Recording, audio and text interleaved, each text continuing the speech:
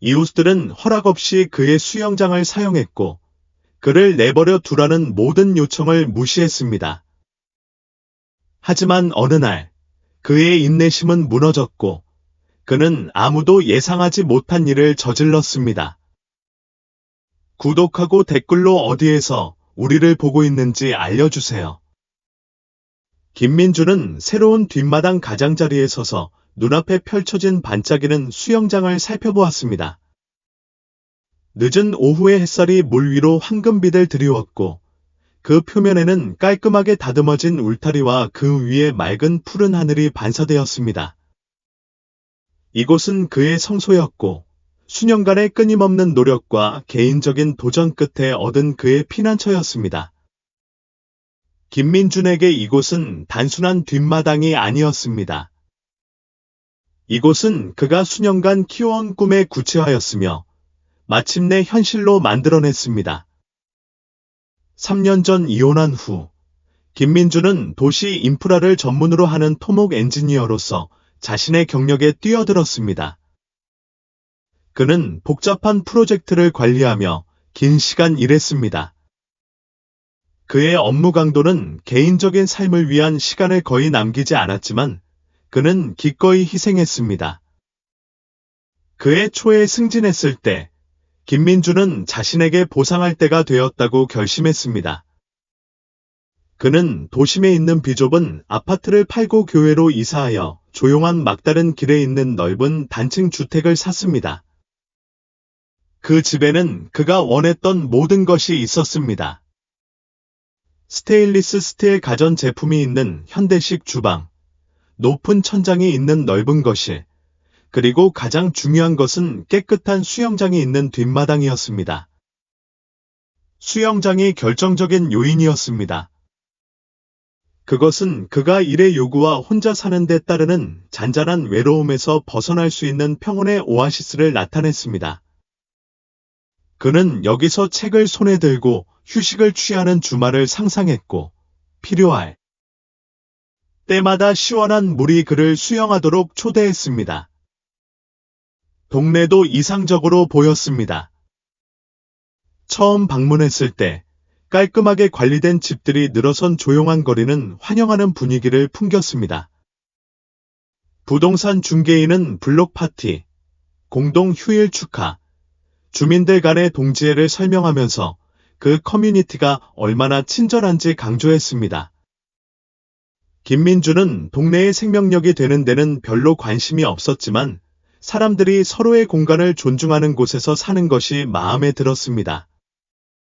그게 그가 가장 원했던 것이었습니다. 자신의 삶을 스스로의 조건에 맞춰 재건할 수 있는 물리적, 정서적 공간 말입니다. 이사를 온 날, 김민주는 이웃들에게 따뜻하게 맞이받았습니다. 길 건너편에는 정우진이라는 노부부가 살았는데 이사 트럭이 도착하자 현관에서 손을 흔들었습니다. 그의 오른쪽에는 아기를 둔 젊은 부부가 있었는데 그들은 환영 선물로 쿠키를 주었습니다. 하지만 가장 기억에 남는 소개는 바로 옆집에 사는 이씨 가족에게서 왔습니다. 이씨 가족은 눈에 띄지 않았습니다. 아버지인 찰스 이준서 마셜은 키가 크고 어깨가 넓은 남자였으며 목소리가 웅장하고 미소가 편안했습니다. 그의 아내 이서연은 동네 모임의 완벽한 호스트처럼 보이게 하는 세련된 친절함을 발산했습니다. 그들의 세 자녀, 10대 쌍둥이와 어린 딸, 가 이준서가 김민준의 손을 꼭 잡고 흔드는 동안 주변을 맴돌았다. 이 동네에 오신 걸 환영합니다. 친구야, 이준서가 활짝 웃으며 자신감에 차서 말했다. 여기 좋은 자리가 생겼군요. 그 수영장이 인기가 많을 거예요. 우리 아이들이 벌써 질투하고 있어요. 김민준, 이준설이 정중하게 말했지만 어떻게 대답해야 할지 몰랐다. 그는 그런 적극성에 익숙하지 않았지만 그 제스처에 감사했다. 고맙습니다. 좋은 곳이에요. 자리를 잡는 걸 고대하고 있어요. 이서연이 끼어들었다. 무엇이 필요하면 망설이지 말고 물어보세요. 바로 옆집이고 몇 년째 여기 살고 있어요. 이곳은 훌륭한 커뮤니티예요. 마음에 들어 하실 거예요. 김민주는 그들에게 고맙다고 말하고는 짐을 풀기 위해 빨리 자리를 떴다. 이 씨는 충분히 상냥해 보였지만 김민준처럼 고독을 중시하는 사람에게는 그들의 에너지가 약간 압도적이었다. 그래도 그는 지역 사회의 일원이 되는 것이 그렇게 나쁜 일은 아닐 수도 있다는 것을 스스로에게 상기시켰다. 동네는 어느 정도 상호작용을 의미했고 그는 새로운 이호수가 예에 바르지만 거리를 둔 관계를 유지하기로 결심했다. 집에서 보낸 첫 몇 주는 김민준이 바랐던 모든 것이었다. 그는 저녁을 수영장 옆에 앉아 보냈고 수중 조명의 부드러운 빛이 고요한 분위기를 조성했다. 주말에는 아침에 수영을 하고 오후에는 안뜰 그늘에서 낮잠을 잤다. 몇 년 만에 처음으로 그는 평화를 느꼈다. 그는 또한 동네의 리듬을 알아챘다. 길 건너편에 사는 정우진은 매주 일요일에 손주들을 데려왔고 그들의 웃음소리가 막다른 골목에 울려 퍼졌다. 옆집에 사는 젊은 부부는 종종 이른 아침에 함께 조깅을 했고 그들의 아기는 유모차에 꼭 껴안겨 있었다. 마셜 부부는 거리에서 가장 활발하게 움직이는 사람들이었다. 이준서의 쿵쾅거리는 웃음소리는 뒷마당에서 바베큐를 하는 동안 들렸고 쌍둥이들의 농구 경기 소리는 종종 울타리 너머로 들렸다. 처음에는 김민주는 신경 쓰지 않았다. 마셜 부부의 에너지는 그들만의 마당에 국한되었고 그가 원하는 것보다 더 시끄러웠지만 그의 평화를 침해하지는 않았다. 하지만 어느 토요일 오후 김민준이 달리기를 하고 집으로 돌아오자 이상한 것을 알아챘다. 아무도 모르는 10대들이 그의 수영장에서 물장구를 치고 있었다. 그는 발걸음을 멈추고 믿을 수 없다는 감정이 짜증으로 바뀌었다. 그는 이사한 지 한 달밖에 안 됐는데 이미 누군가가 그의 재산을 허가 없이 무단으로 사용했다. 뒷마당에 다가가자 그는 무리 가운데 마셜 부부의 쌍둥이가 마치 그들이 그곳을 소유한 것처럼 웃으며 물속으로 뛰어드는 것을 보았다. 김민주는 큰 소리로 목을 가다듬었고 10대들은 얼어붙었고 그를 마주보며 웃음이 사라졌다. 여기서 무슨 일이 일어나고 있는 거야? 그는 차분하지만 단호한 어조로 물었다. 곱슬머리 소년인 쌍둥이 중 한 명이 어깨를 으쓱했다. 우리는 수영을 했을 뿐이야. 그런데 내 수영장은 정말 멋져. 그래. 글쎄. 거기도 사유지야. 김민준이 대답했다. 누구에게도 여기 있도록 허락한 기억이 없어. 그 무리는 사과를 중얼거리며 재빨리 수건을 움켜쥐고 마당에서 뛰쳐나갔다. 그들이 옆문으로 사라지자 김민주는 좌절과 혼란이 뒤섞인 감정을 느꼈다. 그는 그렇게 존중심이 강한 동네에서 이런 종류의 경계를 넘나드는 일이 일어날 줄은 예상하지 못했다. 그날 저녁, 그는 문제를 해결하기 위해 마셜 부부의 집에 들렀다. 이준서는 맥주 한 잔을 들고 문을 열고 평소처럼 퀴어한 태도로 김민준을 맞이했다. 김민준이 무슨 일이 있었는지 설명하자 이준서는 고개를 끄덕이며 미소를 잃지 않았다. 10대들이구나. 이준서는 이준설답게 말했다. 그들은 항상 모든 것을 신중하게 생각하지는 않아. 내가 그들에게 이야기할게. 걱정하지 마. 다시는 그런 일이 없을 거야. 김민주는 그를 믿고 싶었지만 이준서의 태연한 태도에 뭔가 옳지 않은 게 있었다. 그럼에도 불구하고 그는 일단은 그냥 넘기기로 했고 대화만으로도 경계를 정하기에 충분할 것이라고 믿었다. 그날 밤 침대에 누워 천장을 응시하던 김민주는 이것이 더 큰 문제의 시작일 뿐이라는 느낌을 떨칠 수 없었다. 그는 평화와 사생활을 위해 이곳으로 이사했지만 그런 것들을 유지하는 것이 예상보다 더 어려울 것 같았다. 그 후 몇 주는 김민준에게 이상하게도 평온과 긴장이 뒤섞인 시간이었다. 표면적으로는 새로운 동네에서의 삶이 예전과 크게 다르지 않았다. 정우진은 매주 가족 저녁 식사를 주최했고, 조깅하는 사람들은 이른 아침 일과를 지켰으며, 김민준은 직장에서 돌아와 수영장에서 평화로운 저녁을 즐겼습니다. 하지만 그의 마음 한구석에는 잔잔한 불안감이 자리 잡았습니다. 그의 개인 공간이 그가 바랐던 만큼 침해할 수 없는 곳이 아니라는 느낌이었습니다. 10대들이 그의 수영장을 사용한 사건은 그의 생각에 완고한 얼룩처럼 남아 있었습니다. 이준서의 무시하는 태도는 김민준에게 위험 신호로 보였습니다. 그 남자의 느긋한 매력이 다른 사람들에게는 무해 보였을지 모르지만 김민준은 평생 동안 경계를 심각하게 받아들이지 않는 사람의 미묘한 징후를 알아볼 만큼 충분히 보았습니다. 그는 상황을 주시하기로 결심했고 첫 대화에서 단호한 입장을 취하면 추가 사건을 막을 수 있기를 바랐습니다. 하지만 그 희망은 오래가지 못했습니다. 어느 금요일 저녁, 직장에서 특히 힘든 일주일을 보낸 후, 김민준은 집에 돌아와서 뒷마당에서 익숙한 장면이 펼쳐지는 것을 보았습니다. 쌍둥이가 돌아왔습니다. 친구 명과 함께요. 그들은 물을 튀기고 웃으며 그들의 목소리는 마치 공원인 것처럼 마당을 가로질러 울려 퍼졌습니다. 김민준은 걸음을 멈추었고 맥박이 빨라졌습니다. 이번에는 간식까지 가져왔습니다.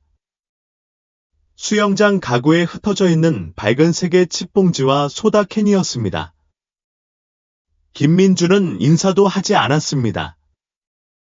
그는 마당으로 걸어 들어갔고 표정은 엄격했습니다. 그 무리는 거의 즉시 그를 알아챘고 그의 존재를 알아차리면서 웃음이 잦아들었습니다. 여기서 무슨 일이 일어나고 있는 거야? 김민준이 물었습니다. 그의 목소리는 차분했지만 틀림없이 짜증이 났습니다. 쌍둥이는 죄책감에 찬 눈빛을 교환했고 그들 중 한 명인 이지훈이라는 키가 크고 말랐던 소년이 말을 시작했습니다. 그냥 날씨가 더우니까 괜찮을지도 모른다고 생각했을 뿐이에요. 괜찮아요. 김민준이 단호하게 말했다. 그는 문을 가리켰다. 나가세요. 지금요 10대들은 서둘러 물건을 모았고 떠나면서 마지못해 사과했다. 김민준은 수영장 옆에 서서 그들이 가는 것을 지켜보았고 좌절감이 고조되었다. 이건 그저 아이들이 아이답게 행동하는 것에 대한 문제가 아니었다. 존중심에 대한 문제였다. 아니면 존중심이 없는 것에 대한 문제였다. 한때 그의 성역이었던 수영장은 이제 분쟁 지역처럼 느껴졌다. 그날 저녁, 김민준은 이 문제를 더 공식적으로 다루기로 했다.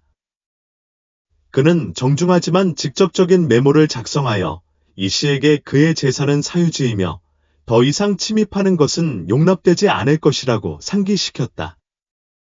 다음 날 이른 아침, 그는 그 메모를 우편함에 넣고 집으로 돌아갔다. 이것이 마침내 문제를 종식시킬 수 있기를 바랐다. 며칠 동안 그의 메시지가 전달된 것처럼 보였다. 쌍둥이는 보이지 않았고 수영장은 그대로 남아 있었다. 김민준은 상황이 해결되었다고 믿으며 긴장을 풀기 시작했다.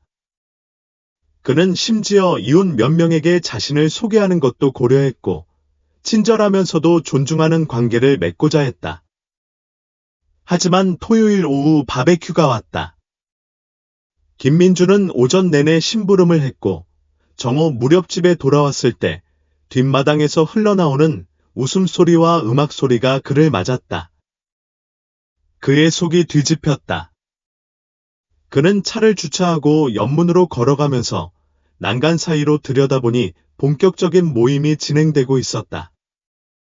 이준서, 이서연, 그들의 아이들, 그리고 적어도 12명 이상이 수영장 옆에 앉아 버거를 구워 먹고 음료를 마시며 마치 그곳이 자기네 소유인 것처럼 즐기고 있었다. 김민준의 첫 반응은 믿을 수 없다는 것이었다. 누가 이게 용납될 수 있다고 생각할 수 있을까? 그는 심호흡을 하고 몸을 가다듬은 다음 문을 열고 마당으로 들어갔다.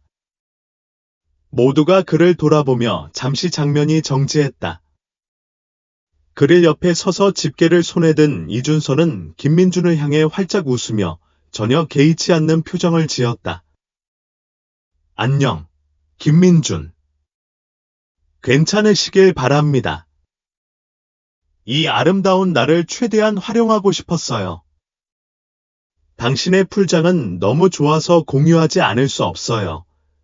김민준은 입을 꽉 다물고 조심스럽게 말을 골랐다. 이준서, 이건 내 재산이야. 사람들이 많은데 와서 당신 소유인 척할 수는 없지. 이준서는 웃었고 그 소리는 김민준의 신경을 거슬리게 했다.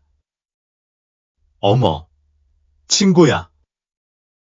우리는 이웃이잖아. 해가 되지도 않고 파울도 없지?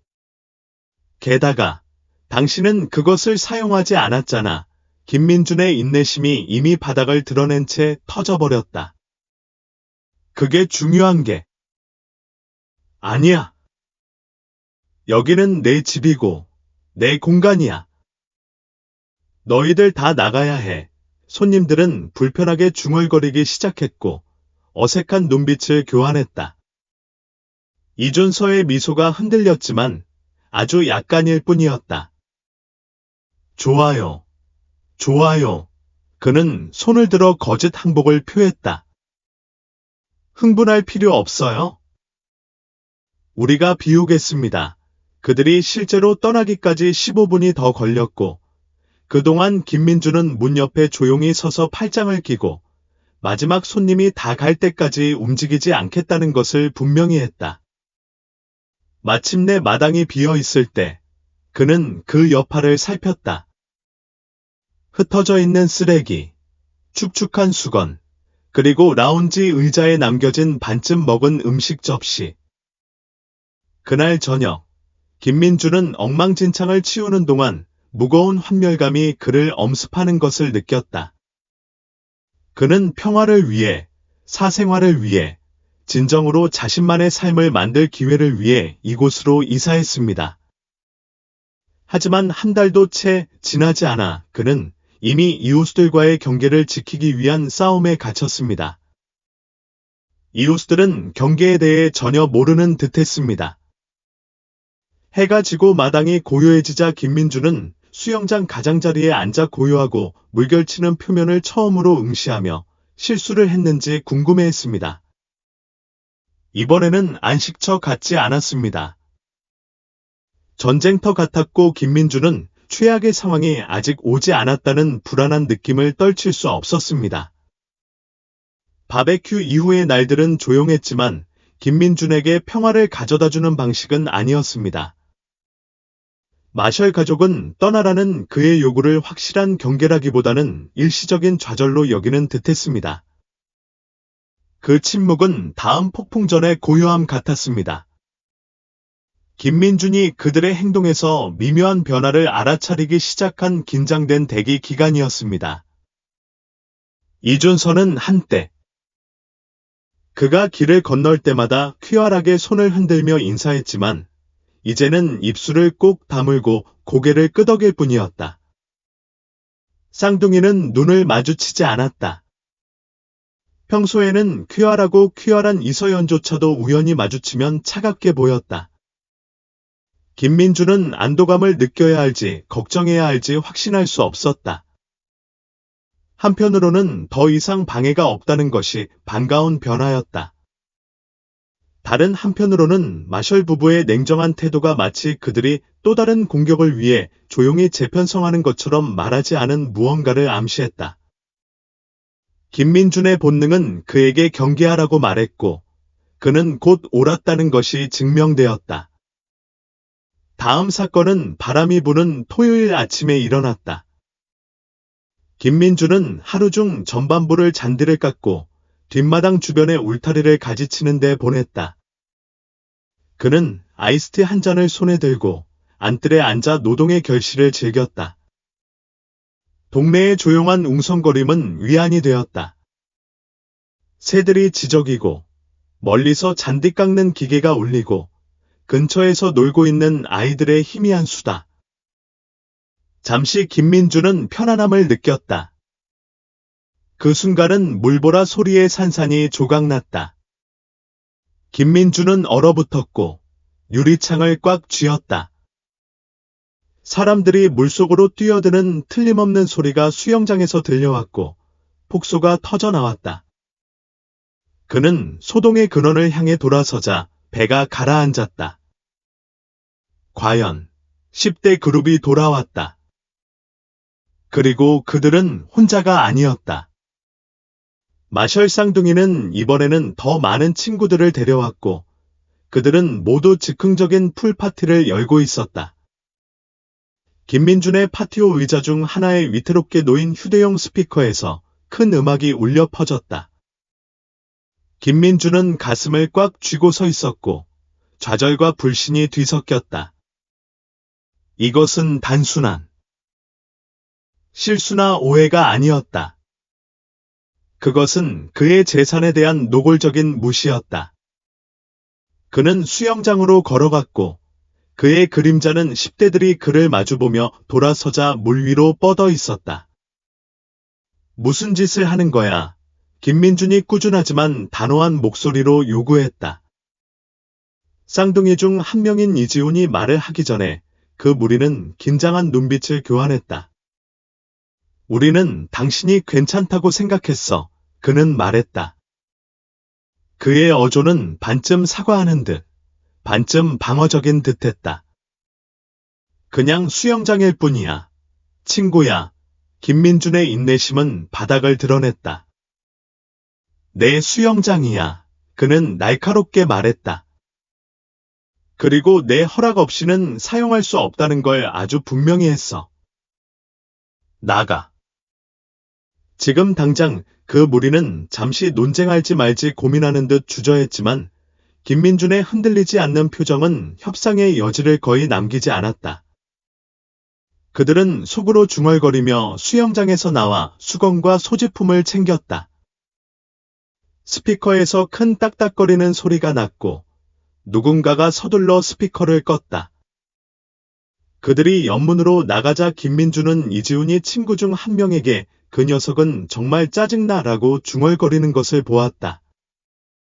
김민준은 그 말을 무시했지만 인정하고 싶은 것보다 더 아팠다. 마당이 다시 비어 있을 때 김민준은 수영장 옆에 서서 물결치는 물을 응시했다. 한때 자부심과 위안의 원천이었던 그의 성소는 이제 더럽혀진 것처럼 느껴졌다. 그는 혼란에서 벗어나기 위해 이곳으로 이사했지만 그 성소는 그를 따라온 듯했다. 마샬 부부의 끊임없는 침입은 그저 성가신 일이 아니었다. 그것은 그가 열심히 일해 쌓아온 삶에 대한 공격이었다. 김민준은 하루 종일 상황을 어떻게 다룰지 생각했다. 그는 마샬 부부에게 직접 전화를 걸까 고민했지만 이준서와 이전에 나눈 대화에서 그 남자가 김민준의 우려를 심각하게 받아들이지 않는 것으로 나타났다. 당국에 개입하는 생각이 떠올랐지만 김민준은 주저했다. 주로 백인이 사는 동네에 사는 흑인으로서 그는 이런 상황이 어떻게 확대될 수 있는지 예민하게 알고 있었다. 그가 가장 원치 않는 일은 문제 이웃이라는 딱지가 붙는 것이었다. 더 나쁜 것은 통제불능의 대립에 휘말리는 것이었다.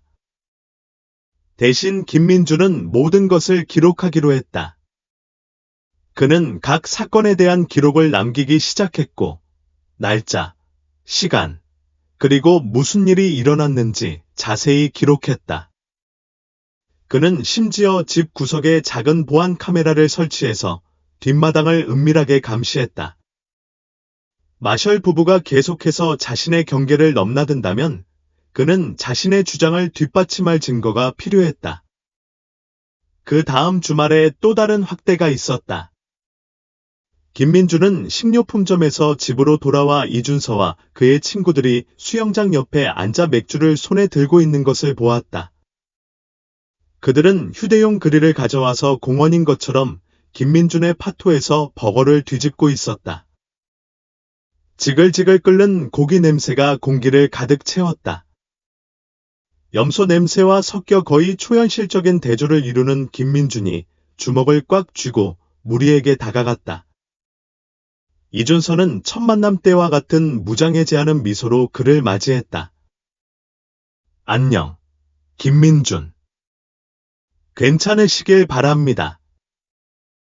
우리는 경기를 보는 동안 아이들을 즐겁게 해드리려고 합니다.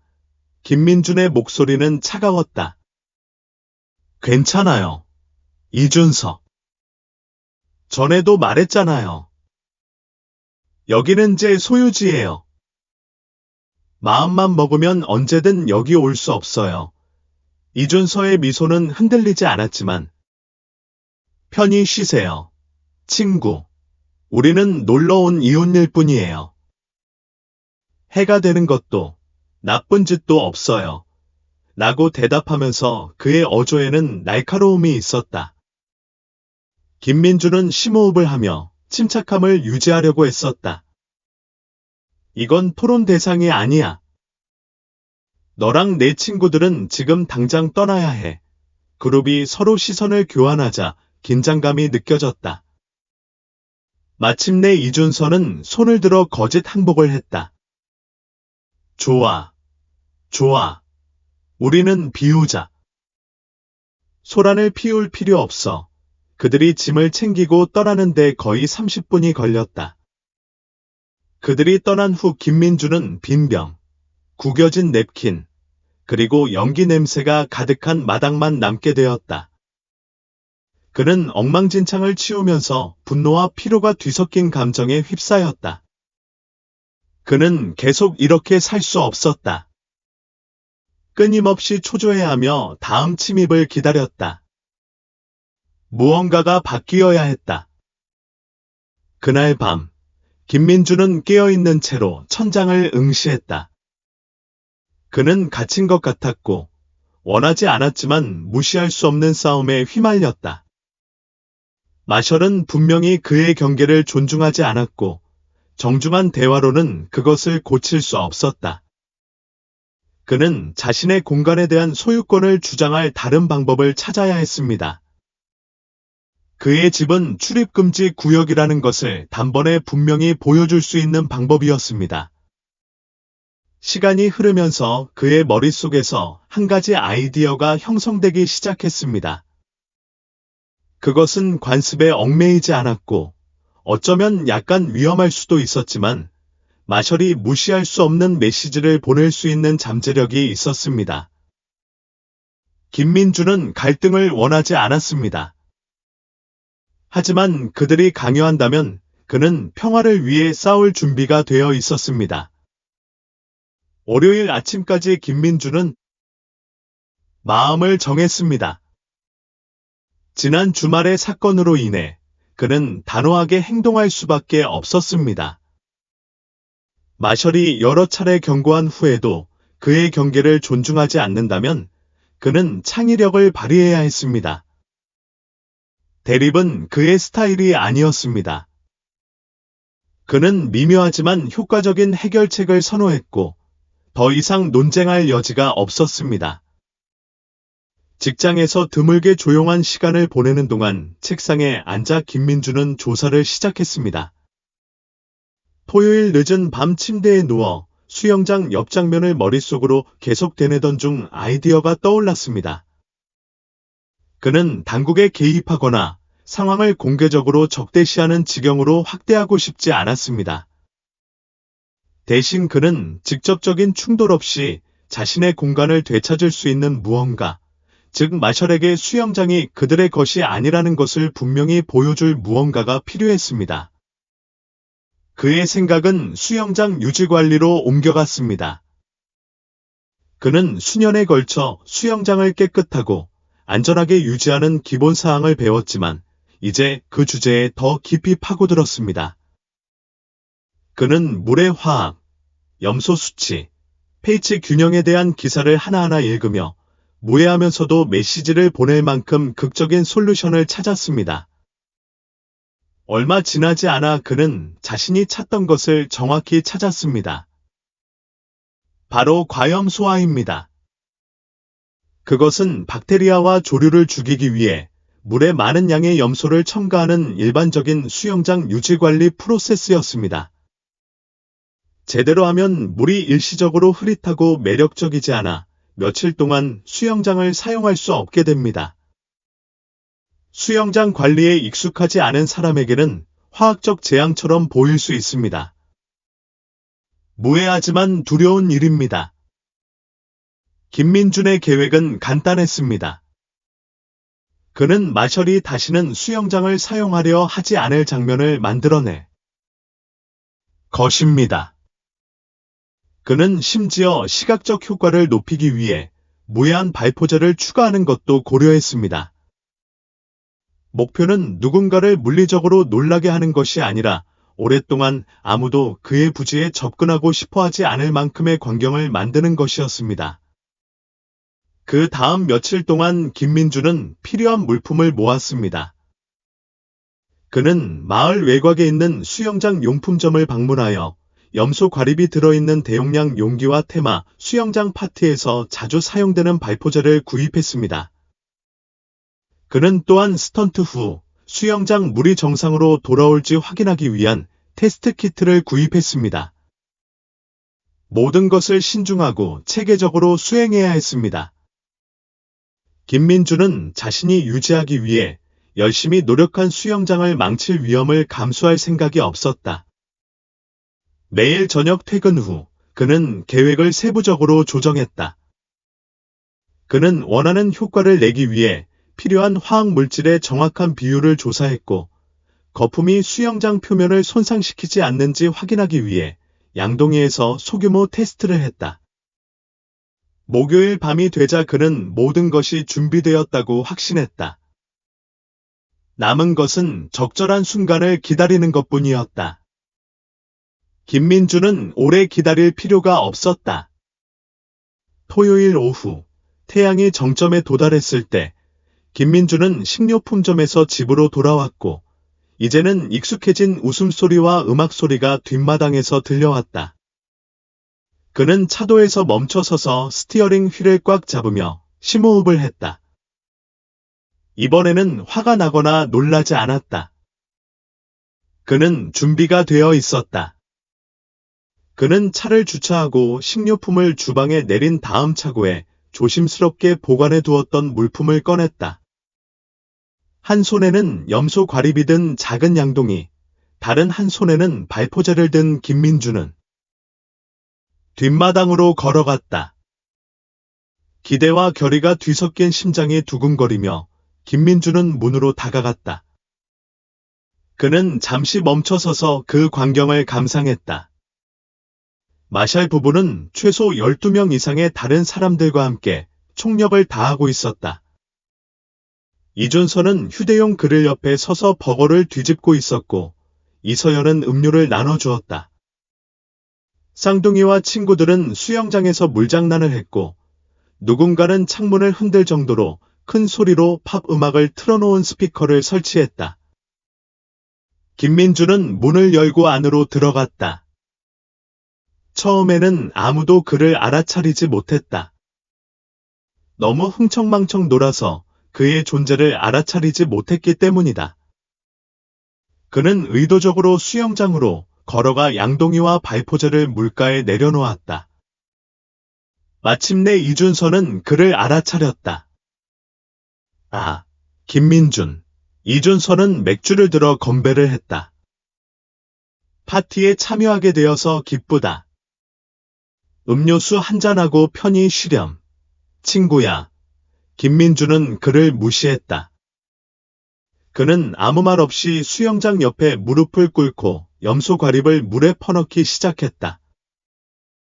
거의 즉시 화학 반응이 시작되었다. 물이 거품을 내며 휘저었고 염소가 용해되면서 작은 증기가 뿜어져 나왔다. 몇몇 사람들이 눈치채고 그들이 하는 일을 멈추었고 그들의 웃음은 혼란스러운 중얼거림으로 사라졌다.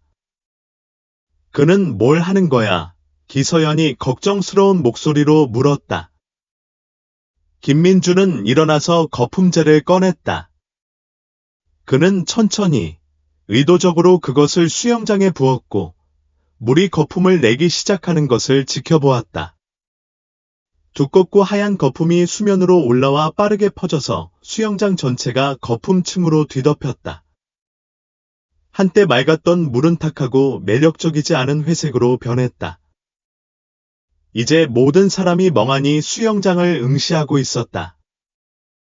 스피커에서 나오는 음악은 혼란과 점점 커지는 불안의 배경에 어울리지 않는 듯했다. 마침내 이준서가 앞으로 나서며 그의 표정은 호기심과 짜증이 뒤섞였다. 이게 뭐야? 김민준. 그는 물었다. 김민준이 그를 마주보았고 그의 표정은 차분했지만 단호했다.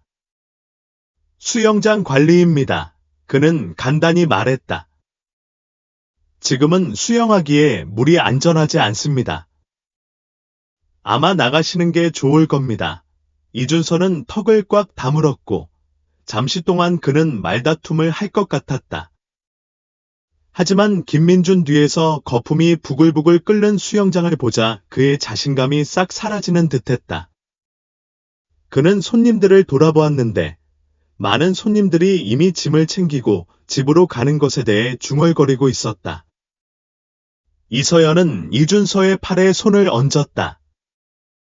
가자. 그녀가 조용히 말했다. 나중에 이야기하자 손님들이 하나둘씩 마당에서 빠져나가고 이준서, 이서연, 그리고 그들의 아이들만 남았다. 이준서는 잠시 머뭇거리며 눈을 가늘게 뜨고 김민준을 응시했다. 하지만 결국 그는 아무 말도 하지 않았다. 그는 마지막으로 머리를 흔들며 좌절한 듯 돌아서 걸어갔고 그의 가족도 바로 뒤따랐다. 마당이 비어 있을 때 김민준은 긴 숨을 내쉬었고 며칠 만에 처음으로 어깨가 편안해졌다. 그는 거품이 많고 흐린 웅덩이를 내려다보며 희미하게 미소 지었다. 그가 집을 샀을 때 상상했던 평화로운 오아시스는 아니었지만 지금은 그럴 만했다. 더 중요한 것은 그것이 그의 오아시스였고 그는 그것을 그대로 유지할 생각이었다. 김민주는 남은 물품을 치우기 시작하면서 마셜 부부가 어떻게 반응할지 궁금하지 않을 수 없었다. 그는 이것이 갈등의 끝이 아니라는 것을 알고 있었다. 그것은 단지 시작일 뿐이었다. 하지만 처음으로 그는 자신이 우위를 점한 것 같은 기분이 들었다. 그리고 그것은 좋은 시작이었다. 김민준의 대담한 움직임의 여파는 그가 예상했던 대로 전개되었다. 동네에 긴장감이 느껴졌지만 사건이 있은 다음 날 마셜 부부의 뒷마당은 이상하게도 조용했다. 큰 웃음소리도 없고 잔 부딪히는 소리도 없고 차도에서 농구공을 튀기는 10대도 없었습니다. 온 가족이 집으로 돌아와 재정비하고 일어난 일을 처리한 것 같았습니다. 그러는 동안 김민주는 하루를 보냈습니다. 김민주는 수영장을 꼼꼼히 청소하면서 오아시스를 깨끗한 상태로 복원하기 위해 노력했습니다. 거품이 많은 물과 화학적 불균형은 목적을 달성했고 이제 균형을 회복할 때가 되었습니다. 그는 pH 수치를 테스트하고 염소를 조절하고 물이 다시 반짝일 때까지 여과 시스템을 가동했습니다. 이 과정은 힘들었지만 김민준에게는 그만한 가치가 있었습니다. 수영장에 깨끗한 물을 한 통씩 넣을 때마다 자신의 공간을 되찾는 것 같았습니다. 오후 중반쯤 되자 마당은 그가 처음 이사했을 때와 같은 고요한 피난처로 돌아왔습니다. 김민준은 아이스티 한 잔을 들고 라운지 의자에 앉아 머리 위 나무에서 지저귀는 새소리를 즐겼습니다. 몇 주 만에 처음으로 그의 뒷마당이 다시 자신의 집처럼 느껴졌다.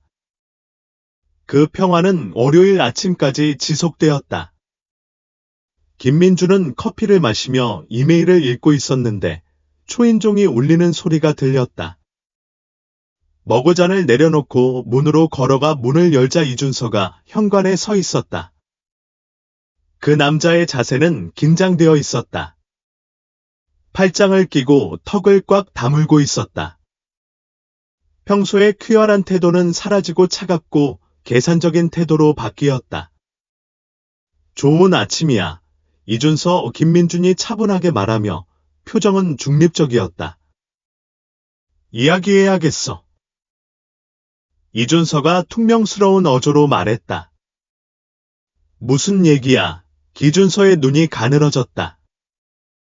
수영장의 한 짓에 대해서 김민준이 한쪽 눈썹을 치켜 올리고 문틀에 무심히 기대었다.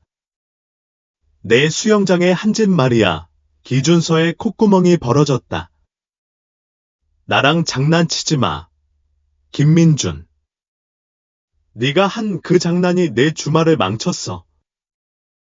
온 사람들은 다 내 수영장이 뭔가 독성 위험 물질이라고 생각하고 떠났어. 김민준은 빙긋 웃고 싶은 충동을 억누르며 말했다. 이준서, 내 주말이 망쳤다면 그건 내가 내 부주를 침범했기 때문이겠지? 수영장은 출입 금지라고 전에 말했는데 너는 듣지 않았잖아. 이준서는 한 걸음 더 다가가며 목소리를 낮추어 으르렁거렸다. 그렇게까지 할 필요 없었어. 우리는 이웃이야. 제발. 여기는 공동체가 되어야지. 김민준의 인내심이 바닥났다. 그는 몸을 바로 세우고 눈 하나 깜빡이지 않고 이준서의 시선을 마주쳤다. 다른 사람의 재산을 존중하는 것은 공동체에 속하는 것의 일부입니다. 이준서. 당신과 이야기하려고 노력했습니다. 정중하게 물었지만 당신은 내가 한 말을 하나도 무시했습니다. 결과가 마음에 들지 않는다면 초대받지 않고 다른 사람의 마당에 들어가기 전에 2번 생각해 보는 게 어떨까요? 이준서는 대답하려고 입을 열었지만 마치 이 논쟁에서 이길 수 없다는 것을 깨달은 듯 말을 멈추었다. 그는 한 걸음 물러나며 고개를 저었다. 좋아요. 당신의 요점은 분명했습니다. 하지만 당신이 계속해서 그런 짓을 한다면 여기 있는 사람들이 당신 편을 들어줄 거라고 기대하지 마세요. 김민준은 작고 애매한 어깨를 으쓱했다. 나는 편을 들지 않아. 이준서. 나는 평화를 찾고 있어. 그게 내가 원했던 전부야. 이준서는 아무 말 없이 돌아서 집으로 걸어갔다. 김민준은 그가 가는 것을 지켜보았고 안도감과 피로감이 가슴에 뒤섞였다. 대화는 그가 예상했던 대로 잘 진행되었다. 이준서는 화가 났지만 노골적으로 대립하지는 않았다. 그래도 김민준은 문제가 해결되었다고 가정하는 것보다 더 나은 것을 알고 있었다. 이준서는 쉽게 포기하는 사람으로 보이지 않았다. 그 후 몇 주 동안 마샬 부부는 거리를 두었다. 쌍둥이는 더 이상 마당으로 몰래 들어오지 않았고 이준서의 웅장한 목소리는 동네에서 눈에 띄게 사라졌다. 마치 그들이 마침내 김민준의 경고를 마음에 새긴 것 같았다. 하지만 김민준은 이것이 일시적인 휴식일 뿐이라는 느낌을 떨칠 수 없었다. 해결책이라기보다는 잠시 멈춘 것일 뿐이었다. 하지만 동네 사람들은 긴장감을 알아차린 듯했다. 김민주는 저녁 산책을 하는 동안 다른 이웃들로부터 몇 번이나 호기심 어린 시선을 받았다. 길 건너에 사는 정우진은 어느 날 오후 그를 멈추기도 했다. 저기서 정말 조용하군요에 와쓴 부인이 친절하면서도 탐구적인 어조로 말했다. 모든 게 잘 되길 바랍니다. 김민주는 정중하게 미소를 지었다. 그냥 일 때문에 바빴을 뿐이에요. 잘 지내고 있어요. 그녀는 그에게 뭔가 더 있을 거라고 의심하는 듯한 표정을 지었지만 그 문제를 더 거론하지 않기로 했다.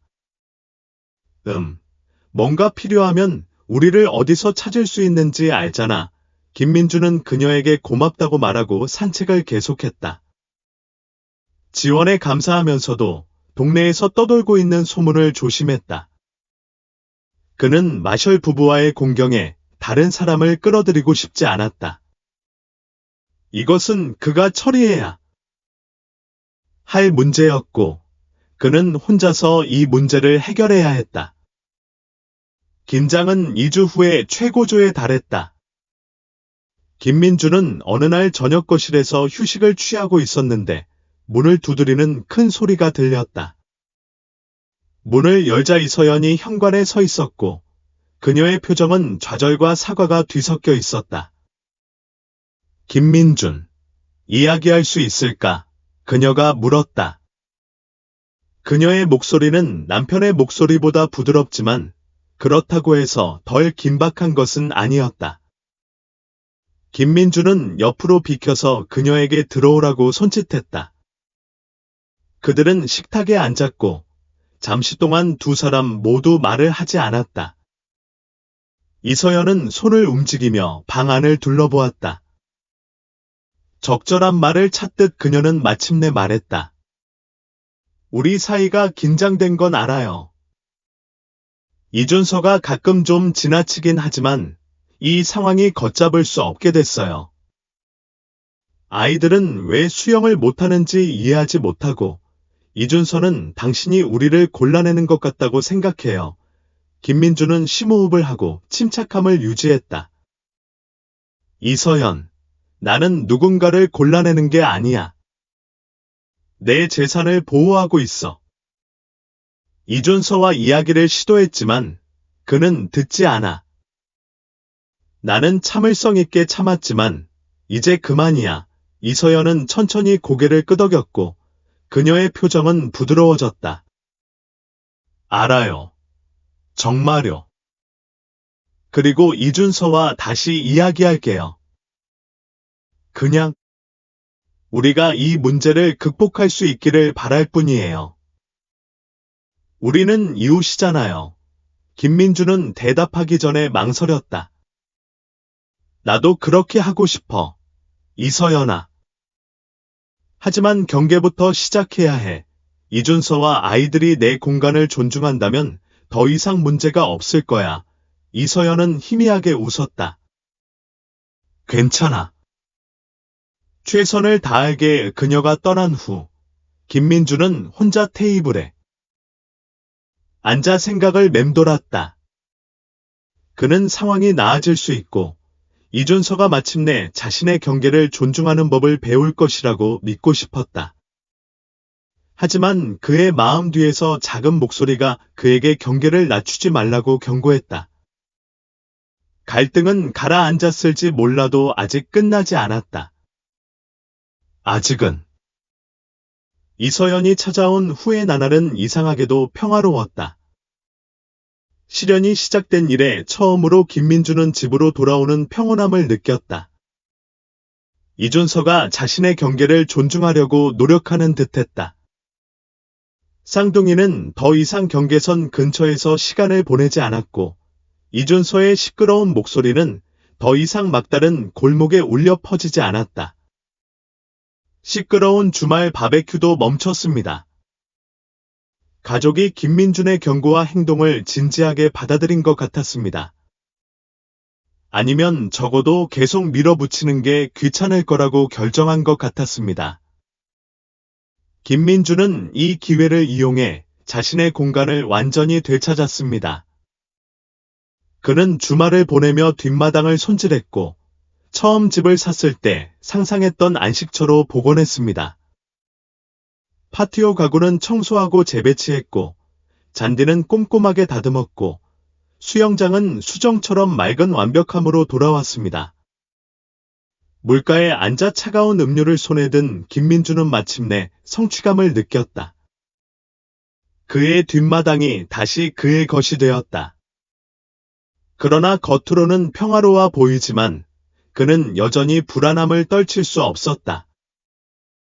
이 씨는 조용했지만 갑작스러운 변화는 너무나 좋아서 사실이 아닐 것 같았다. 이준서는 그렇게 쉽게 물러서는 타입이 아니었고, 김민주는 이 평온함이 또 다른 폭풍의 서곡일 뿐일까 하는 생각이 들었다. 한편, 동네 사람들은 그 변화에 주목하는 듯했다. 김민주는 일상생활을 하면서 이웃들이 그에게 호기심 어린 시선을 보내는 것을 종종 보았다. 그는 지역 식료품점에 들렀을 때 왓슨 씨를 만났는데 그는 따뜻한 미소로 그를 맞이했지만 곧 대화를 최근 사건으로 돌렸다.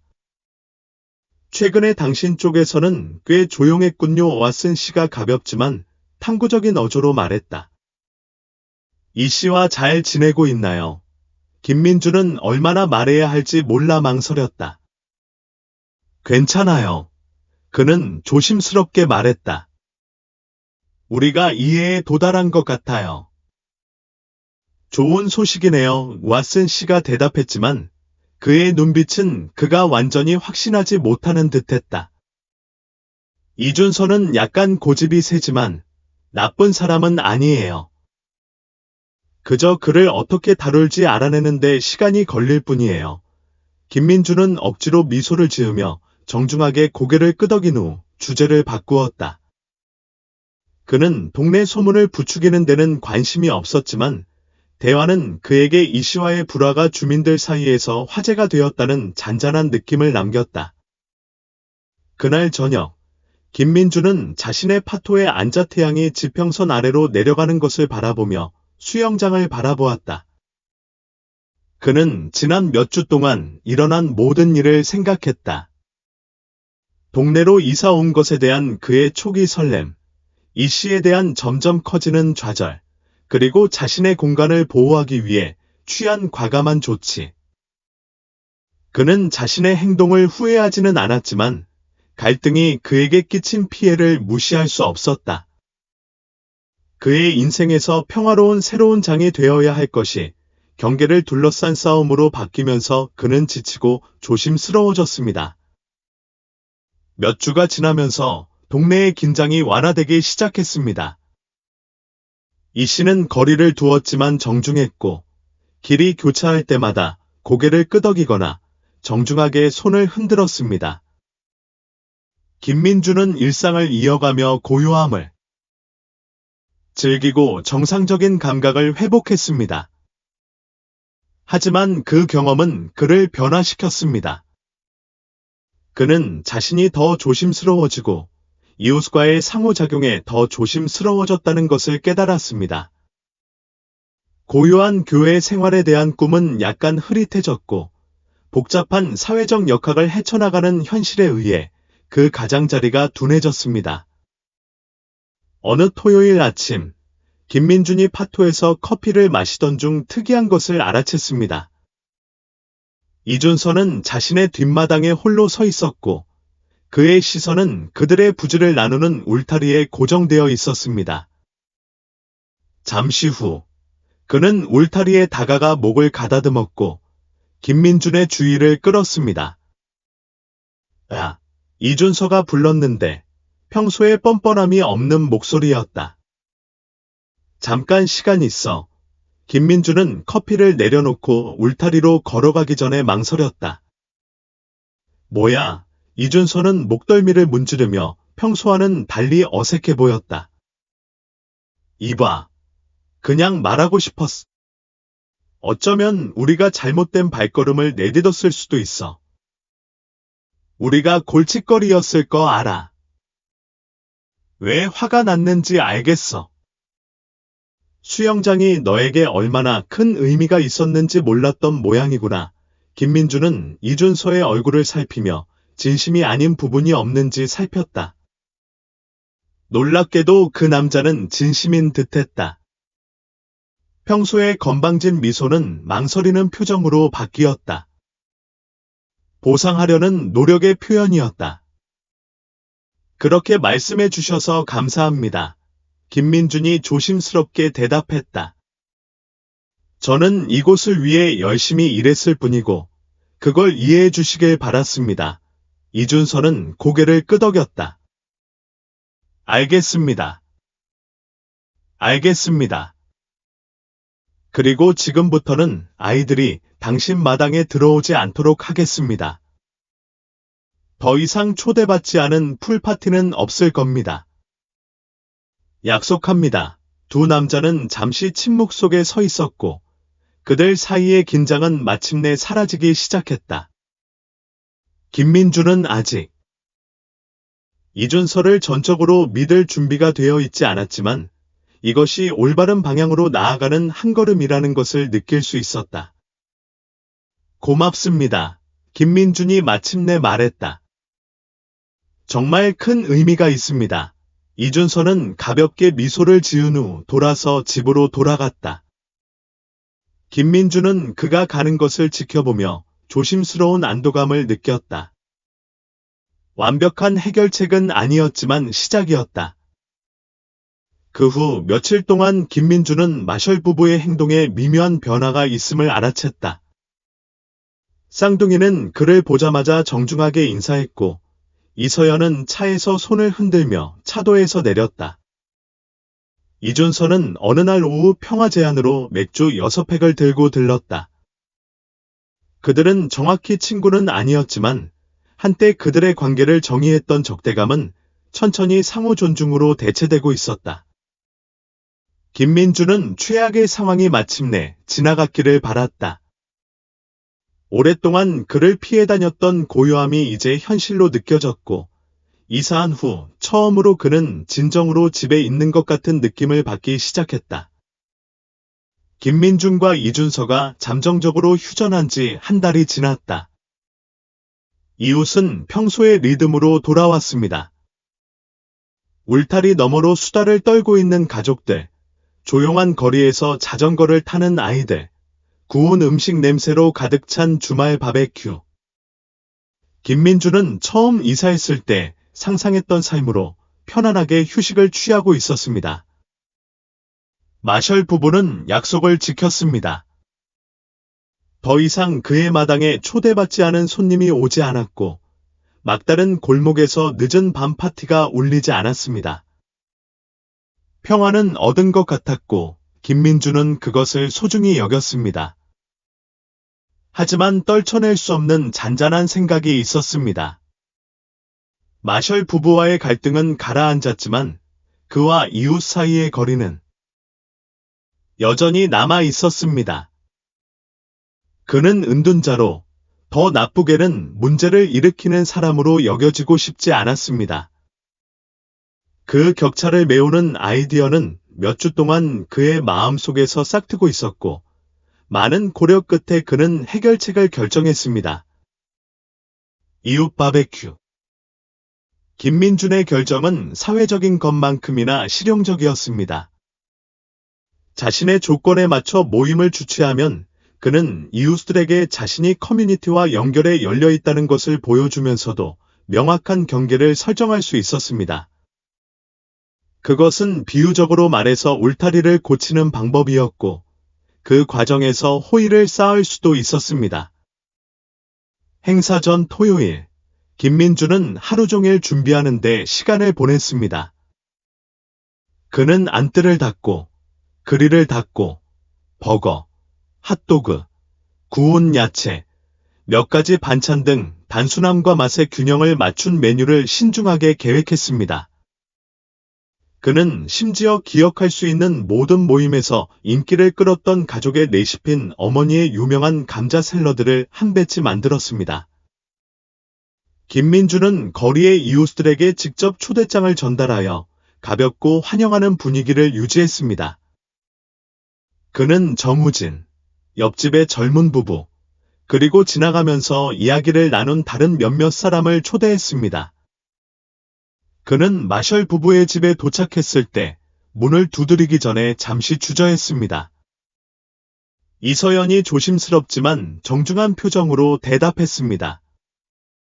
이서연아, 김민준이 미소를 지으며 말했다.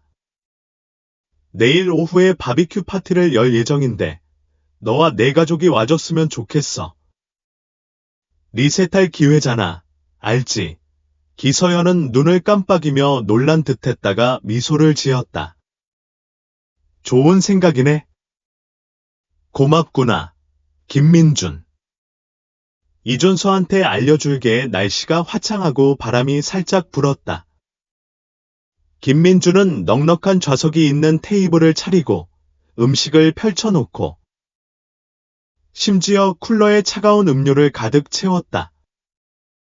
손님들이 도착하자 김민준은 한 명 한 명에게 따뜻하게 인사하고 잡담을 나누고 처음 보는 사람들에게 자기소개를 했다. 정우진이 먼저 도착했고 그 뒤를 이어 아기를 품은 부부가 도착했다. 그리고 김민준이 깜짝 놀란 것은 이 씨가 도착했다는 것이다. 이준서는 와인 한 병을 손에 든 채 김민준에게 다가가며 망설이는 듯했다. 초대해 주셔서 고맙습니다. 그는 이상하게도 차분한 어조로 말했다. 모든 일이 끝나고 나서 우리가 여기 있기를 원할 거라고 생각하지 못했습니다. 김민준은 그 말을 무시했다. 다리 밑에 물이에요. 이준서. 오늘은 새롭게 시작하는 거예요. 이준서는 고개를 끄덕이며 어깨를 살짝 이완했다. 이서영과 아이들이 바로 뒤를 따라가며 정중하게 인사했다. 김민준은 쌍둥이들이 뒷마당을 둘러보는 것을 알아챘는데 그들의 표정은 마치 수영장이 금지된 지금 어떻게 행동해야 할지 잘 모르는 듯 그리움과 자제심이 뒤섞여 있었다. 김민준은 속으로 미소를 지으며 그들이 자신의 공간에 새롭게 찾아온 존중심을 고맙게 여겼다. 오후가 깊어지면서 분위기는 점점 더 활기차졌다. 이웃들이 수다를 떨고 웃으며 구운 음식 냄새가 공기를 가득 채웠고 그들의 목소리가 김민준의 휴대용 스피커에서 흘러나오는 부드러운 음악과 어우러졌다. 김민준이 놀랍게도 이 부분은 무리에 완벽하게 어울렸다. 이준서는 대학 선수 시절의 일화를 들려주었다. 이서연은 정우진과 원혜에 대해 이야기를 나누었습니다. 쌍둥이는 아이들이 코놀 게임을 하는 것을 도왔습니다. 김민준은 모든 사람이 편안한지, 그가 열심히 정한 경계가 그대로 유지되는지 주의 깊게 지켜보았습니다. 그의 안도감에 손님들은 그의 암묵적인 규칙을 존중했습니다. 아무도 수영장에 너무 가까이 가지 않았고 모두가 스스로 청소를 했으며 마당은 그날의 시작과 마찬가지로 깨끗했습니다. 나중에 해가 지평선 아래로 기울고 파티가 끝나갈 무렵 김민준은 이준서와 함께 그를 옆에 서 있었습니다. 두 남자는 오후 내내 거의 말을 하지 않았고 각자는 이 행사가 조용한 화해의 가지 역할을 하는 것을 기쁘게 여기는 듯했습니다. 하지만 마지막 음식이 치워지자 이준서가 침묵을 깼습니다. 봐요. 김민준, 그는 낮은 목소리로 시작했습니다. 이미 말씀드린 적이 있지만 다시 한번 말씀드리고 싶습니다. 우리가 행동한 방식에 대해 사과드립니다.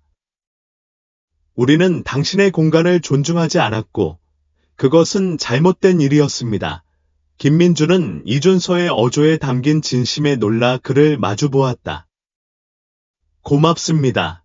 김민준이 말했다. 그리고 우리가 그것을 극복하게 되어 기쁩니다. 저는 우리가 앞으로 계속해서 존중하는 태도를 유지할 수 있기를 바랄 뿐입니다. 이준서는 진지한 표정으로 고개를 끄덕였다. 그럴게요. 약속합니다. 갈등이 시작된 이래 처음으로 김민주는 그들 사이에 진정한 이해심을 느꼈다. 우정은 아니었지만 적어도 아직은 시작이었다. 마지막 손님이 떠나고 마당이 조용해지자 김민주는 수영장 옆에 서서 달빛이 수면 위에서 춤추는 것을 지켜보았다. 그는 바비큐의 성공뿐만 아니라 자신의 삶과 공간을 통제했다는 깨달음에서 깊은 만족감을 느꼈다. 그 여정은 쉽지 않았지만 그는 자신을 위해 일어서는 것의 가치와 경계를 설정하는 것의 중요성을 배웠습니다. 몇 달 만에 처음으로 김민주는 진정한 평화를 느꼈습니다. 그의 집은 더 이상 단순히 사는 곳이 아니라 그의 성소, 은신처, 마침내 자신의 공간이라고 부를 수 있는 공간이었습니다. 바베큐 이후 몇 주는 김민준에게 전환점이 되었습니다. 이 행사는 성공적이었습니다. 이웃들 사이에 호의를 베풀었을 뿐만 아니라 그가 확립하기 위해 열심히 노력했던 경계를 굳건히 했습니다. 한때 좌절과 갈등의 원천이었던 이 씨는 여전히 다소 거리를 두고 있지만 존중하는 이웃으로 변했습니다. 이준서는 약속을 지켰고 김민주는 모임 이후로 단 한 번도 자신의 재산에 침입한 적이 없었습니다. 이웃들도 그 변화를 알아차린 듯했습니다. 저녁 산책을 하는 동안 김민주는 이전에는 눈을 마주치지 않던 사람들로부터 따뜻한 미소와 친절한 인사를 받았습니다. 정우진은 가끔 현관에서 수다를 떨자고 그를 손짓했고 옆집에 사는 젊은 부부는 그를 초대해 게임 밤에 함께 하자고 했습니다.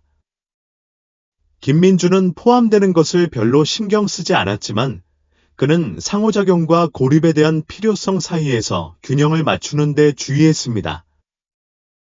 그가 겪은 모든 일 이후 그는 이제 자신의 공간을 보호하는 것이 얼마나 중요한지 알게 되었습니다. 그는 마침내 얻은 평화를 희생하고 싶지 않았지만 김민주는 새로운 삶의 조용한 조화를 받아들이고 있었습니다. 어느 토요일 아침, 그는 수영장 옆에서 커피를 마시다가 마셜쌍둥이가 차도에서 농구를 하는 것을 보았습니다. 그들의 웃음소리가 마당을 가로질러 울려 퍼졌지만 더 이상 예전처럼 그를 짜증나게 하지 않았습니다. 대신 그것은 배경에 섞였습니다. 그가 이곳으로 이사했을 때 추구했던 교회의 조화의 일부였습니다. 쌍둥이는 그를 쳐다보고 김민준이 놀라는 듯 손을 흔들었다. 그는 그 몸짓에 화답하며 입가에 작은 미소를 지었다. 단순한 상호작용이었지만 진전처럼 느껴졌다. 몇 주가 몇 달로 바뀌면서 김민주는 리듬에 안착하는 자신을 발견했다. 그의 근무일은 길었지만 보람 있었고 저녁은 집의 평화를 즐기며 보냈다. 수영장은 다시 한번 그의 안식처가 되었다. 별빛 아래에서 몇 바퀴 수영하거나 앉아서 얼마나 멀리 왔는지 생각할 수 있는 곳이었다. 마셜 가족과의 관계에서 일어난 변화는 미묘했지만 중요했다. 이서연은 가끔 쿠키 한 접시나 그가 좋아할 것 같은 새로운 요리법을 가지고 들렀고 그녀의 몸짓은 진지했고 그들의 초기 상호작용을 특징짓던 강요된 예의가 없었다. 이준서도 부드러워졌다. 그들은 친하지는 않았지만 그는 종종 울타리 너머로 김민준과 몇 마디를 나누었다. 그들의 대화는 가볍고 편안했다. 어느 날 오후 김민주는 집에 돌아와 문 앞에 손으로 쓴 메모가 놓여 있는 것을 보았습니다. 이준서가 보낸 편지였는데 그 주말에 마샬에서 주최하는 작은 바베큐 파티에 초대하는 내용이었습니다. 김민주는 주저하며 두 사람이 이전에 벌였던 갈등이 머릿속에 떠올랐습니다. 하지만 메모를 보고는 이것이 기회라는 것을 깨달았습니다. 힘든 출발을 마무리하고 진정으로 전진할 기회였습니다. 바베큐 날, 김민주는 와인 한 병을 손에 들고 도착했습니다. 이준서는 문에서 그를 맞이했는데 평소의 허세는 김민준이 전에 본 적이 없는 진정한 따뜻함으로 완화되었습니다. 모임은 과거의 혼란스러운 풀파티보다 규모가 작고 조용했고 김민준은 뿌리를 내린 편안한 동지애를 즐기고 있었습니다. 해가 지고 손님들이 떠나기 시작하자 김민준은 잠시 머물며 그를 옆에서 이서영과 이준서와 이야기를 나누었습니다. 그들은 정원 가꾸기 팁부터 지역 뉴스까지 모든 것에 대해 이야기했고 한때 그들의 관계를 정의했던 긴장감 없이 대화를 나누었습니다. 김민준은 처음으로 자신이 외부인이 아니라 지역사회의 일원인 것처럼 느꼈습니다. 그날 밤 집으로 걸어가던 중 김민준은 수영장 옆에 잠시 멈췄습니다. 달빛이 수영장 표면에 반사되었고 그는 자신을 이곳으로 데려온 여정, 즉 도전과 갈등, 그리고 그 과정에서 배운 교훈에 대해 생각했습니다. 이 공간, 이 집은 단순히 살기 위한 장소 이상이었습니다. 그것은 그의 회복력, 적응력, 그리고 진정으로 자신만의 삶을 창조하려는 그의 결의에 대한 증거였습니다. 그가 그 자리에 서서 주변 동네의 조용한 웅성거림을 들으며 김민준은 미소를 지었습니다. 그가 위해 쌓은 평화는 더 이상 애매하지 않았습니다. 그것은 여기, 밤의 고요함과 수영장의 고요한 물속에 있었습니다. 그것은 거리에서 놀고 있는 아이들의 웃음소리와 이제 그를 세상의 일부로 보는 이웃들의 친절한 손짓 속에 있었습니다. 김민준은 심호흡을 하며 그 순간을 음미했습니다. 과거의 싸움은 그의 뒤에 있었고 미래는 그의 앞에 펼쳐져 있었습니다. 그의 수영장의 고요하고 끝없는 물처럼